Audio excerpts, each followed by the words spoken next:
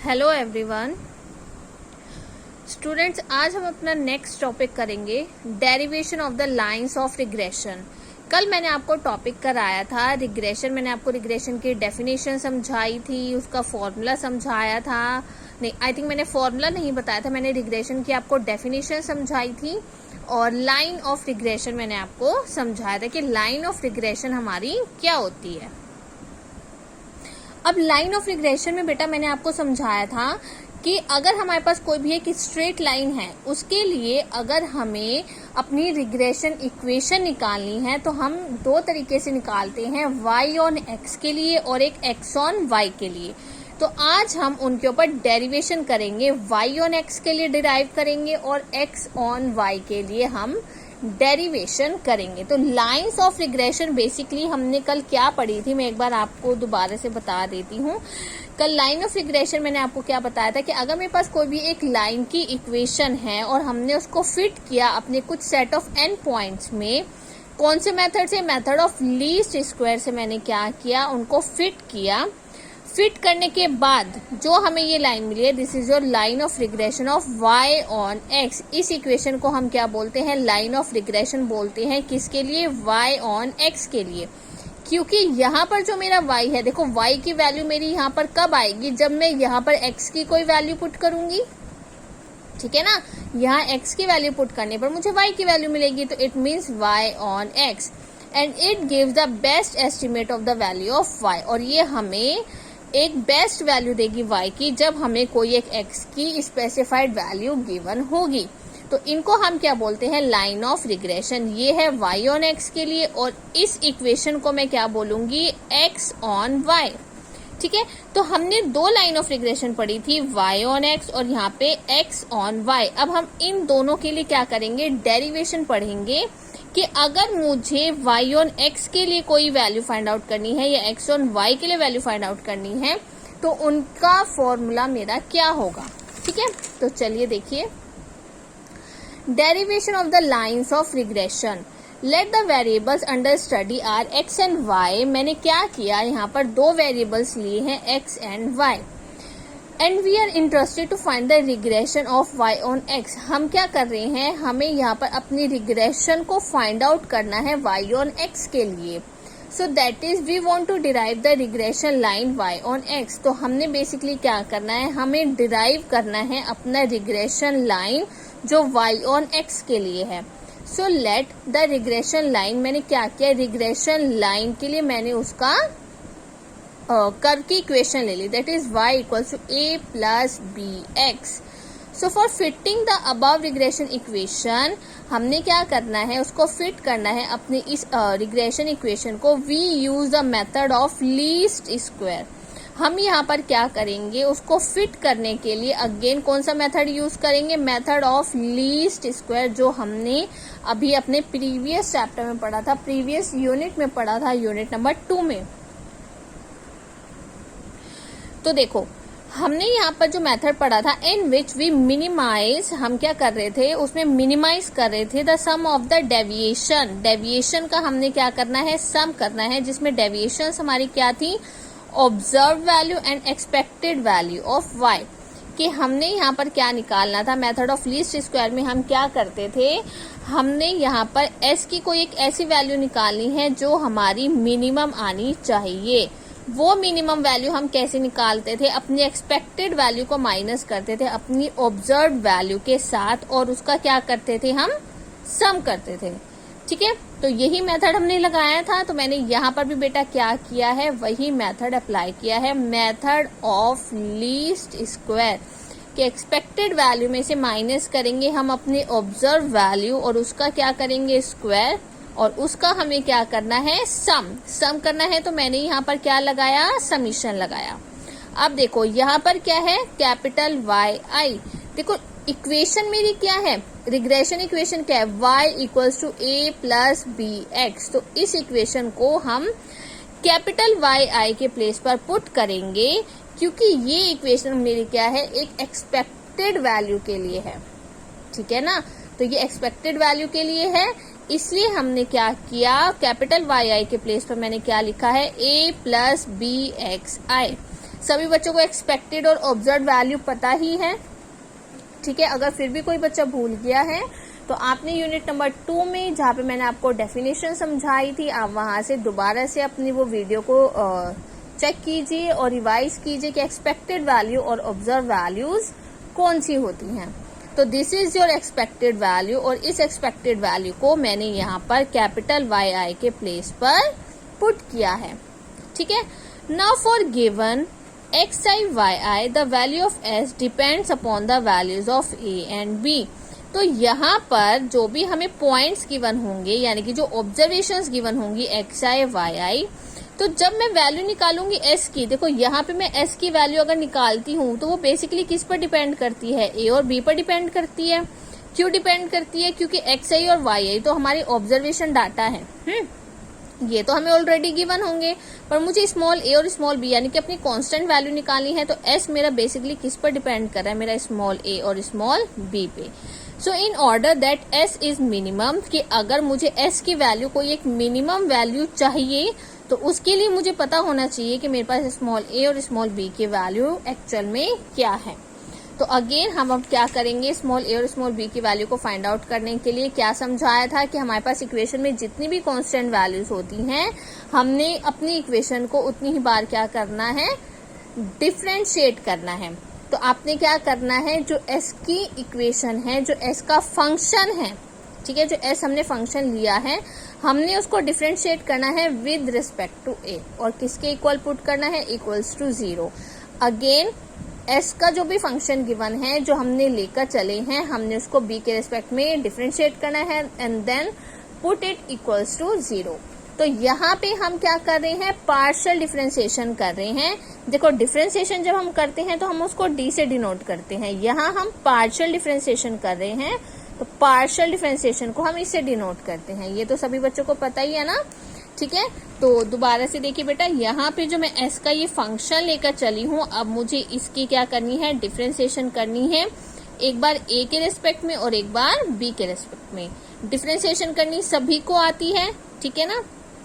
अब देखो यहाँ पे पावर क्या है, 2 है। जब मैं इसको a के रेस्पेक्ट में डिफरेंशिएट करूंगी तो पावर कहाँ आ जाएगी, मल्टीप्लाई में, और पावर यहाँ पर क्या आ जाएगी, -1, तो 2 - 1 1 ही हो जाएगा। तो बेटा मैंने यहाँ पर उसको नहीं लिखा है। a की डिफरेंशिएशन क्या हो जाएगी, 1।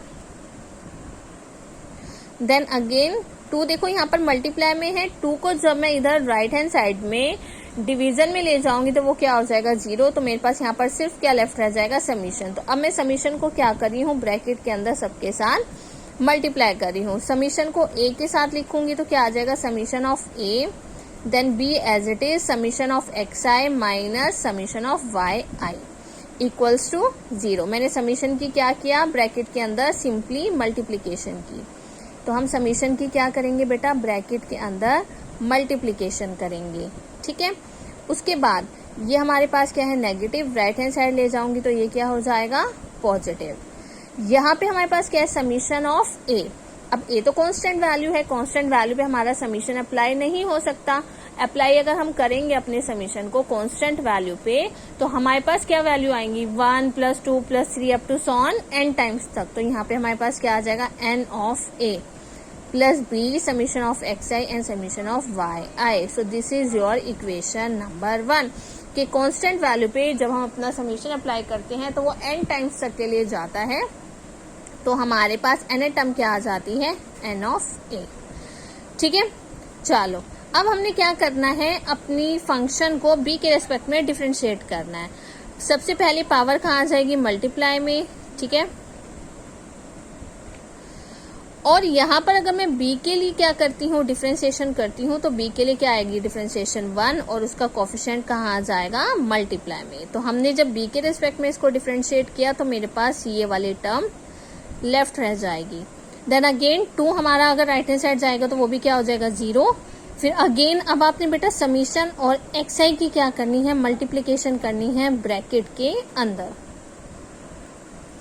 तो अब मैं समीशन और xi दोनों की ही मल्टीप्लिकेशन कर रही हूँ ब्रैकेट के अंदर। तो मेरे पास क्या टर्म आ जाएगी, a summation of xi, then b summation of xi into xi कितना हो जाएगा, xi² माइनस का sign as it is summation xi into yi equals to 0। ये नेगेटिव है, राइट हैंड साइड जब मैं इसको ले जाऊंगी तो ये क्या हो जाएगा पॉजिटिव, और ये वाली term as it is. Then this is your equation number 2. So from equation number 1 and equation number 2 we have to find the value of a and b. तो इन दोनों इक्वेशन से हमने क्या करना है, अपनी a और b की वैल्यू को फाइंड आउट करना है. ठीक है, तो ये हमने अपनी क्या निकाली है, इक्वेशंस निकाली है to find the value of a and b. So now अभी हम यहाँ पर a और b की वैल्यू को फाइंड आउट नहीं कर रहे हैं बेटा, अभी हमने यहाँ पर सिर्फ अपनी इक्वेशन डिराइव कर ली है कि जब भी हमें यहाँ पर अपनी a और b की वैल्यू को फाइंड आउट करना होगा तो हम इन इक्वेशन से उनको फाइंड आउट करेंगे. Now as we know that, हमें पता है देखो covariance of x and y, इसका फॉर्मूला क्या होता है कोवेरियंस का, 1/n summation of xi minus x bar yi minus y bar. ठीक है, तो मैंने यहाँ पर क्या किया, कोवेरियंस को किसके इक्वल ऐड कर लिया है, μ11.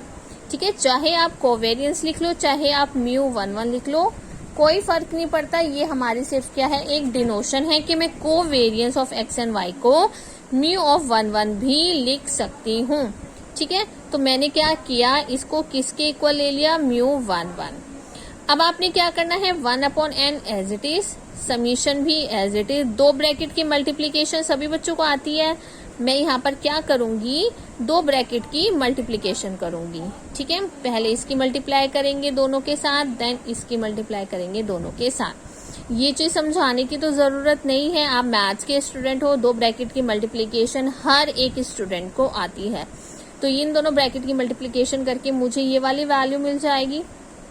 ठीक है, अब देखो यहाँ पर ध्यान से देखो बेटा, यहाँ पे आपके पास क्या लिखा हुआ है, y बार, और यहाँ पर क्या लिखा हुआ है, x बार. ठीक है, तो यहाँ पर y बार और x बार का मतलब क्या है, मीन का फॉर्मूला, ये तो आपने सबने पढ़ा है ना कि x बार का फॉर्मूला क्या होता है, समीशन ऑफ x/n, और y बार का फॉर्मूला क्या होता है, समीशन ऑफ y/n.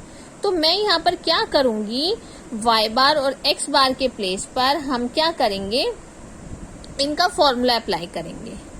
ठीक है, चलिए, या फिर हम एक काम और कर सकते हैं, चलो ये छोड़ो, इसको थोड़ा सा और आसान बनाते हैं. हम इसमें ना ये वाला फॉर्मूला नहीं लगाते, थोड़ा सा इसको आसान बनाते हैं. देखो कैसे आसान बनाएंगे, 1/n और समीशन, पहले मैं इन दोनों की ना ब्रैकेट के अंदर मल्टीप्लाई कर देती हूँ. ठीक है, तो अभी मैं यहाँ पर y बार और x बार का फॉर्मूला अप्लाई नहीं कर रही हूँ, अभी मैं सिर्फ क्या कर रही हूँ, 1/n और समीशन की क्या कर रही हूँ, ब्रैकेट के अंदर मल्टीप्लाई कर रही हूँ. उससे हमारा क्वेश्चन थोड़ा सा आसान हो जाएगा. तो देखो मैंने 1/n और समीशन की क्या किया, पूरे ब्रैकेट में मल्टीप्लीकेशन की. ठीक है, अब हम क्या कर रहे हैं, देखो समीशन ऑफ xi/n, क्या ये मेरा फॉर्मूला होता है किसका, x बार का, ये मेरा फॉर्मूला होता है किसका, y बार का. ठीक है, और summation of x bar y बार, यानी कि समीशन मेरा कहाँ तक जा रहा है, n टाइम्स तक जा रहा है, तो समीशन के प्लेस पर क्या आ जाएगा, n, और ये वाला n एज इट इज. तो n से n कैंसिल हो जाएगा, जब n से n कैंसिल हो जाएगा तो मेरे पास क्या आ जाएगा, x बार y बार, और ये दोनों भी क्या हो जाएंगे, कैंसिल हो जाएंगे. तो मेरे पास बस ये दोनों टर्म लेफ्ट रह जाएंगी.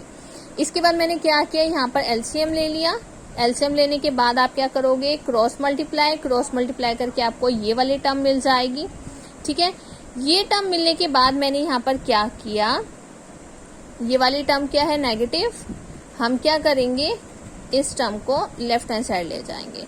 तो ये वाली टर्म एज इट इज, इसके साथ ये वाली टर्म क्या हो जाएगी, ऐड हो जाएगी. यहाँ से n क्या लेंगे, कॉमन, तो यहाँ पे आपको किसकी वैल्यू मिल गई, summation of xi yi. This is your equation number 3.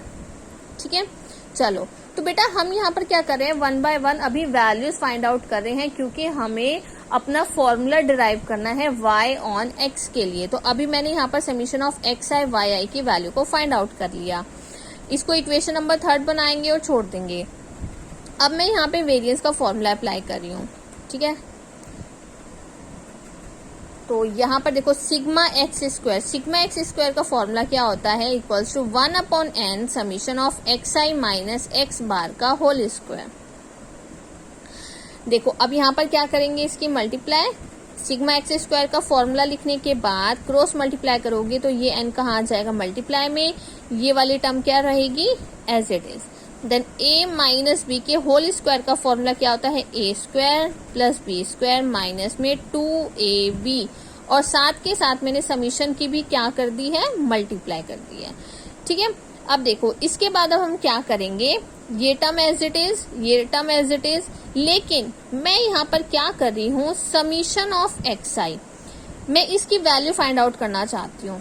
कैसे करेंगे इसकी वैल्यू फाइंड आउट, देखो एक्स बार का फॉर्मूला क्या होता है summation of x i upon n.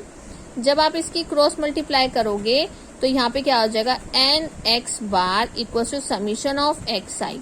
तो मैंने यहाँ पे क्या किया समीशन ऑफ एक्स आई की वैल्यू फाइंड आउट की जो क्या है आपकी एन एक्स बार। तो बेटा मैंने यहाँ पर समीशन ऑफ एक्स आई की वैल्यू को इस प्लेस पर पुट किया। जब मैं इसके प्लेस पर समीशन ऑफ एक्स आई की वैल्यू पुट करूंगी तो मेरे पास क्या हो जाएगा एन एक्स बार, और यहाँ पर एक एक्स बार ऑलरेडी है तो यहाँ पर क्या हो जाएगा एन एक्स बार का स्क्वायर। क्लियर। अब यहाँ पे समीशन है और यहाँ पर क्या है मीन, तो समीशन कहाँ तक जा रहा है एन टाइम्स तक, तो यहाँ पर क्या आ जाएगा एन।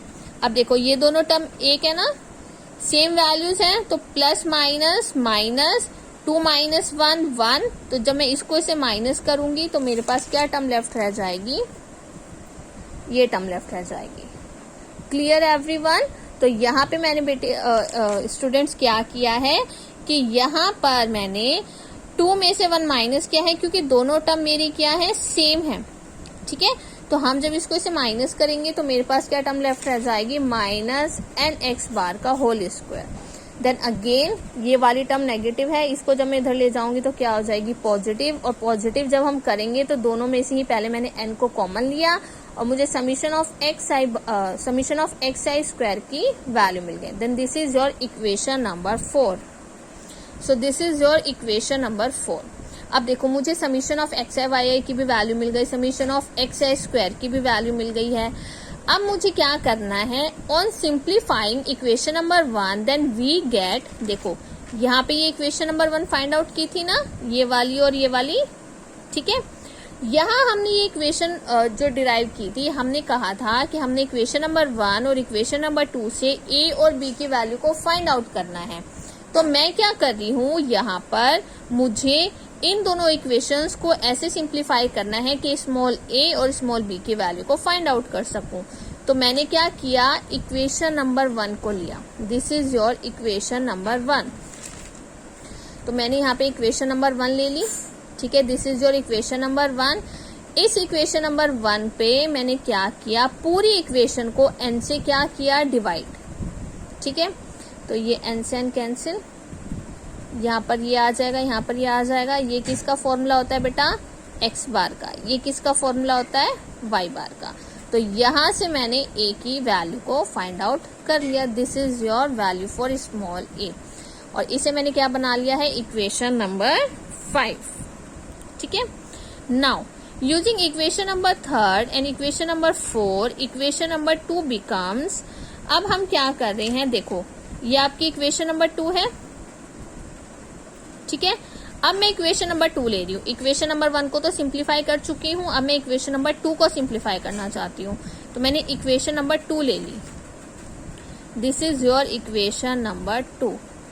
ठीक है, अब इक्वेशन नंबर 2 में हम क्या करेंगे, हम यहाँ पे वैल्यूज को पुट करेंगे। देखो समीशन ऑफ एक्स आई का स्क्वायर, इसकी वैल्यू अभी यहाँ पर निकाली, वैल्यू को यहाँ पे पुट करो। ठीक है, तो मैंने यहाँ पर क्या किया है, जो मैंने summation of x I square की वैल्यू फाइंड आउट की है फ्रॉम इक्वेशन नंबर 4, मैंने उसको यहाँ पे पुट किया है। तो आपने यहाँ पर लिखना है रीजन इक्वेशन नंबर 4। ठीक है, तो हमने यहाँ पर summation of x I square की वैल्यू पुट की है, कहाँ से, फ्रॉम इक्वेशन नंबर 4। ऐसे ही summation of x I Y I की वैल्यू भी मैं फाइंड आउट कर चुकी हूँ। देखो बेटा ये रही summation of x I Y I की वैल्यू में यहाँ से इक्वेशन नंबर 3 से यहाँ पर पुट कर रही हूँ। तो summation of x I Y I के प्लेस पर भी मैंने क्या किया, वैल्यू को पुट किया। ठीक है, अब पूरी इक्वेशन को क्या करेंगे, n से डिवाइड करेंगे। पूरी इक्वेशन को मैंने क्या किया, n से डिवाइड किया। अब देखो यहाँ पे n से n कैंसिल, यहाँ पे n से n कैंसिल, तो यहाँ पर ये टर्म लेफ्ट रह जाएगी, यहाँ पर ये टर्म लेफ्ट रह जाएगी। और यहाँ पे summation of x i upon n के प्लेस पर हम क्या लिखेंगे, एक्स बार, क्योंकि एक्स बार का फॉर्मूला क्या होता है, summation of x i upon n. तो इसके प्लेस पर क्या आ जाएगा, x bar. This is your equation number 6। Now putting the value of a from equation number 5 to equation number 6। अब हम क्या कर रहे हैं कि यहाँ पर जो मैंने ए की वैल्यू को फाइंड आउट किया है, इस ए की वैल्यू को ना बेटा मैं यहाँ पर पुट करना चाहती हूँ। ठीक है, हम क्या कर रहे हैं, इक्वेशन नंबर 5 में जो ए की वैल्यू फाइंड आउट की है उसको हम इक्वेशन नंबर 6 में पुट कर रहे हैं। तो हमारे पास क्या हो जाएगी, देखो ये आपकी इक्वेशन है ना, इक्वेशन नंबर 6। मैंने इक्वेशन नंबर 6 यहाँ पर लिख ली है और इस इक्वेशन नंबर 6 में यहाँ ए के प्लेस पर ए की वैल्यू को मैंने पुट कर दिया। After putting the value of A आप क्या करोगे, एक्स बार की मल्टीप्लाई करोगे, यहाँ पर बी के अंदर ब्रैकेट के अंदर मल्टीप्लाई करोगे तो आपको ये वैल्यू मिल जाएगी। अब देखो ये दोनों वैल्यू सेम है, ये से कैंसिल, ये वाली टर्म इसके साथ कैंसिल, तो आपको सिर्फ ये वाली टर्म लेफ्ट मिल जाएगी। तो यहाँ से मैंने बी की भी क्या किया बेटा, वैल्यू को फाइंड आउट कर लिया। ठीक है, जब मैं b की वैल्यू को फाइंड आउट करूंगी, इस b की वैल्यू को मुझे कहाँ पुट करना है, a वाली इक्वेशन में। देखो आपने एक b की भी वैल्यू निकाल ली थी, a की भी वैल्यू निकाल ली थी, तो मैं क्या कर रही हूँ, a वाली वैल्यू में जो ये b लिखा हुआ है ना, यहाँ पर मैं b की वैल्यू को पुट कर रही हूँ। तो अब मेरे पास b की वैल्यू भी आ गई है और a की भी वैल्यू आ गई है। देखो हम a की ये भी वैल्यू लेकर चल सकते हैं, लेकिन यहाँ पर जब ऑलरेडी b लिखा हुआ है तो मुझे b की वैल्यू जो फाइंड आउट करूंगी उसको भी तो पुट करूंगी ना लास्ट में। तो हम क्या कर रहे हैं, जब हमने b की वैल्यू को फाइंड आउट किया, उस b की वैल्यू को मैंने a की वैल्यू में भी पुट कर दिया। तो a की वैल्यू में पुट करने के बाद now this is your final value for a। So this is your value for b and this is your value for a। अब हम इस मेथड में क्या करते थे, जब हम स्मॉल a और स्मॉल b की वैल्यू को फाइंड आउट कर लेते थे, तब हम क्या करते थे, स्मॉल a और स्मॉल b की वैल्यू को इक्वेशन में पुट करते थे। और आपकी रिग्रेशन इक्वेशन यहाँ पर क्या है, y equals to a plus B x. तो मैंने यहाँ पर a और b की वैल्यू को जो फाइंड आउट किया है, अब उसको आपको किस में पुट करना है बेटा, इस इक्वेशन में पुट करना है। तो अब मैं यहाँ पर a और b की वैल्यू को क्या कर रही हूँ, पुट कर रही हूँ। So after putting the value of a and b in this equation we get, put करने के बाद हमें क्या मिल जाएगी इक्वेशन, ये वाली। ठीक है, a की वैल्यू पुट कर दी, b की वैल्यू पुट कर दी। ठीक है, अब मैंने सबसे पहले क्या किया, ये पॉजिटिव है, इधर जाएगा तो क्या हो जाएगा, negative. μ1 upon sigma x square, दोनों में कॉमन आ रहा है, मैंने इसको कॉमन ले लिया। तो यहाँ से क्या लेफ्ट रह जाएगा, माइनस एक्स बार और यहाँ से प्लस एक्स। मैंने इनको ना इंटरचेंज करके लिख दिया, x पहले लिख दिया और माइनस एक्स बार कहाँ पे लिख दिया, बाद में। ठीक है, अब इसके बाद हम क्या कर रहे हैं बेटा, हमने एक r का फॉर्मूला पढ़ा था, that is equals to μ11 upon sigma x sigma Y. जब मैं इसकी क्रॉस मल्टीप्लाई करूंगी तो मुझे μ11 का क्या फॉर्मूला मिल जाएगा, r sigma x sigma y.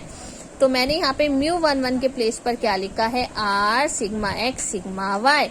तो इस वाली टर्म से ये वाली टर्म क्या हो जाएगी, कैंसिल। तो ये हमारे पास क्या आ गया बेटा, this is your formula for y on x। ठीक है, सो इसको मैंने इक्वेशन नंबर a ले लिया। So in the above regression equation y on x the factor r sigma y upon sigma x। देखो ये जो मुझे यहाँ पर इक्वेशन मिली है, ये इक्वेशन किसकी है बेटा, y ऑन x की है। तो इस इक्वेशन में जो आप ये वाली टर्म पढ़ रहे हो, ये वाली टर्म आपकी क्या है, रिग्रेशन कोफिशिएंट। तो इसको मैं क्या बोलती हूँ, this is your regression coefficient. इसको हम क्या बोलते हैं, रिग्रेशन कोफिशिएंट बोलते हैं y ऑन x के लिए। ठीक है, and it is denoted by by(x) और इसको हम किससे डिनोट करते हैं, by(x) के साथ डिनोट करते हैं। क्यों करते हैं, क्योंकि हम regression equation y on x के लिए पढ़ रहे हैं। तो यहाँ पे हमने जो रिग्रेशन कोफिशिएंट लिया है उसको हमने एक डिनोशन दे दी है और वो डिनोशन क्या है, by(x). तो अब आपका जो ये फॉर्मूला है वो किस में कन्वर्ट हो गया है, y minus Y bar equals to by(x) x minus x bar. तो this is your equation, this is your regression equation for y on x। तो जब मुझे y की वैल्यू निकालनी होगी x के टर्म में, यानी कि x गिवन होगा और मुझे y निकालना होगा, तो बेटा हम इस फॉर्मूले से फाइंड आउट करेंगे। ठीक है। Similarly we can show that regression line of x on y। देखो हमने y ऑन x के लिए तो पूरी की पूरी डेरिवेशन करके दिखा दी। अब मैं x ऑन y के लिए डेरिवेशन करके नहीं दिखाऊंगी। सिमिलरली करके हम क्या करेंगे, यही सेम फॉर्मूला मेरा क्या हो जाएगा, कन्वर्ट। कैसे हो जाएगा, x minus X bar R sigma X upon sigma Y, Y minus Y bar. और यहाँ पे ये आपका क्या हो जाएगा, रिग्रेशन कोफिशिएंट। किसके लिए, x ऑन y के लिए। ठीक है। जब मैं x ऑन y पढ़ रही हूं तो सिग्मा x मेरा क्या होगा, न्यूमरेटर में, और सिग्मा y कहाँ आएगा, डिनोमिनेटर में।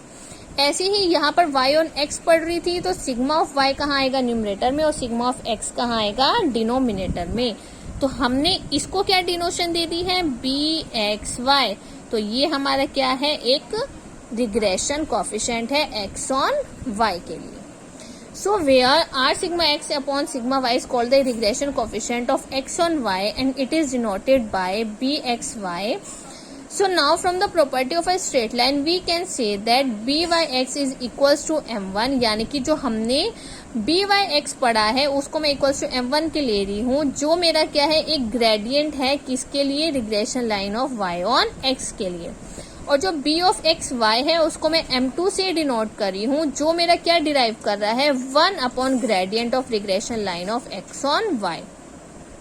देखो हमारे पास जो ये रिग्रेशन कोफिशिएंट है वो बेसिकली क्या है, हमारा ग्रेडियंट है, किसके लिए, रिग्रेशन लाइन के लिए। और जो bxy है वो क्या है, उसी का ही प्रोपोर्शनल है। ठीक है ना, कि अगर मैं m1 का प्रोपोर्शन करती हूँ तो मुझे क्या मिल जाता है, bxy मिल जाता है। सो हैंस इक्वेशन ए बिकम्स, तो हमारे पास जो ये वाली है इक्वेशन ए और ये जो है आपकी इक्वेशन बी, हमने इनके क्या फॉर्मूले पढ़े हैं बेटा, दो फॉर्मूले पढ़े हैं। एक तो ये वाला, ये किसके लिए है, y ऑन x के लिए, और ये किसके लिए है, x ऑन y के लिए। ठीक है। तो ये हमने डेरिवेशन डिराइव की है। ये आपका फॉर्मूला मिल गया y ऑन x और ये आपके पास फॉर्मूला मिल गया x ऑन y के लिए। ठीक है। अब देखो एक ना मेथड है इन दोनों को याद करने का। देखो एक इजी सा मेथड मैं आपको समझाती हूँ कि y ऑन x के लिए, y ऑन x, तो यहाँ पे आपने सबसे पहले क्या लिखना है, देखो आसान सा तरीका देखो याद करने का, y ऑन x का फॉर्मूला। तो सबसे पहले आपको क्या लिखना है, b, और यहाँ क्या लिखना है, yx। y ऑन x निकाल रहे हो ना, yx लिख दिया है यहाँ पे।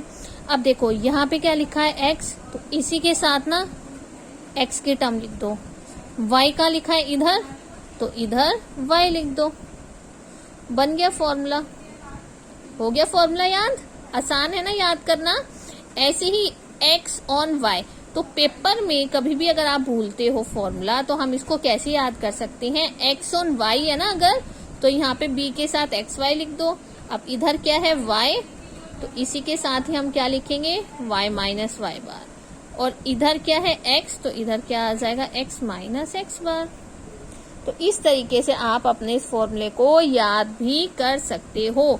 कितना आसान है, देखो b y ऑन x है तो b के साथ yx लिखो, इधर x लिखा है तो इधर ही x लिखो, इधर y लिखा है तो इधर ही y लिख दो। ऐसे ही यहाँ पे अगर y है तो इधर y लिख दो, यहाँ पे अगर x है तो इधर x लिख दो। तो इस अकॉर्डिंगली हम अपना फॉर्मूला याद कर लेते हैं y ऑन x और x ऑन y के लिए। तो बेटा इस पूरी डेरिवेशन में हमने क्या किया है, लाइन ऑफ रिग्रेशन यानी कि y ऑन x और x ऑन y के लिए अपना फॉर्मूला डिराइव किया है।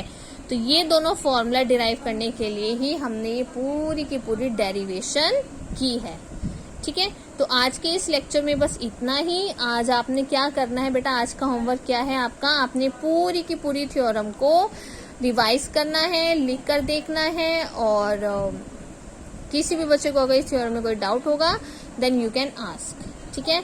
और बेटा आपकी इस थ्योरम का टेस्ट भी होगा, ठीक है, लाइव टेस्ट होगा, वो मैं आपको ग्रुप में बताऊंगी। तो प्लीज बी प्रिपेयर ये थ्योरम आप लोगों को सबने अच्छे से पढ़नी है। कोई भी डाउट होगा आपने मुझसे पूछना है। इसका आपको फ्राइडे या फिर सैटरडे आपका इसका टेस्ट होगा और उसकी इन्फॉर्मेशन सारी मैं आपको ग्रुप में दूंगी। And please right your name and roll number in the comment box. Thank you.